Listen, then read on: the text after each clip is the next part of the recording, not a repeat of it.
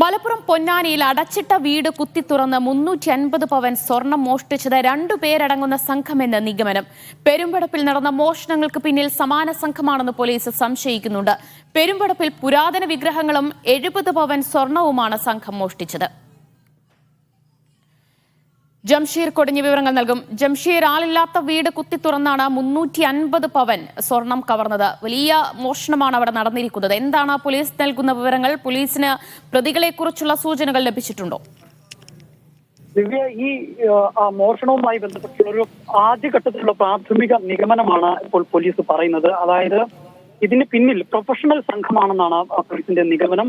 അതോടൊപ്പം തന്നെ കവർച്ച നടത്തിയത് 2 പേരടങ്ങുന്ന സംഘം എന്നും പോലീസ് സംശയിക്കുന്നുണ്ട്. അതുകൊണ്ട് തന്നെ പോലീസ് അന്വേഷണം സ്ഥിരം മോഷ്ടാക്കളെ കേന്ദ്രീകരിച്ചും ആണ് ഇപ്പോൾ പോലീസ് അന്വേഷണം നടത്തുന്നത്. അതോടൊപ്പം തന്നെ സമീപകാലത്ത് ജയിലിൽ നിന്നിറങ്ങിയവരെ കുറിച്ചും പോലീസ് അന്വേഷണം നടത്തുന്നുണ്ട്. പെരുമ്പടപ്പിൽ ഏതാനും ദിവസങ്ങൾക്ക് മുൻപ് സമാനമായ രീതിയിൽ പുരാതന വിഗ്രഹങ്ങളും 70 പവനോളം സ്വർണവും മോഷണം പോയിരുന്നു.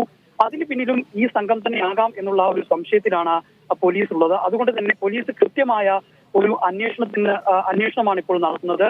തിരൂർ ഡിവൈഎസ്പിയുടെ നേതൃത്വത്തിലുള്ള പോലീസ് സംഘമാണ് ഇപ്പോൾ ഈ കേസിൽ അന്വേഷണം നടത്തുന്നത്. ആദ്യഘട്ടത്തിലുള്ള ഒരു നിഗമനമാണ് ഇപ്പോൾ പോലീസ് നമ്മൾ പറയുന്നത്. ശരി, ജംഷീർ കൊടിഞ്ഞാണ് വിശദാംശങ്ങൾ നൽകിയത്. മോഷണങ്ങൾക്ക് പിന്നിൽ 2 അംഗ സംഘമാണ്, പ്രൊഫഷണൽ സംഘമാണ് മോഷണം നടത്തിയത് എന്നാണ് പോലീസ് നൽകുന്ന പ്രാഥമിക വിവരങ്ങൾ.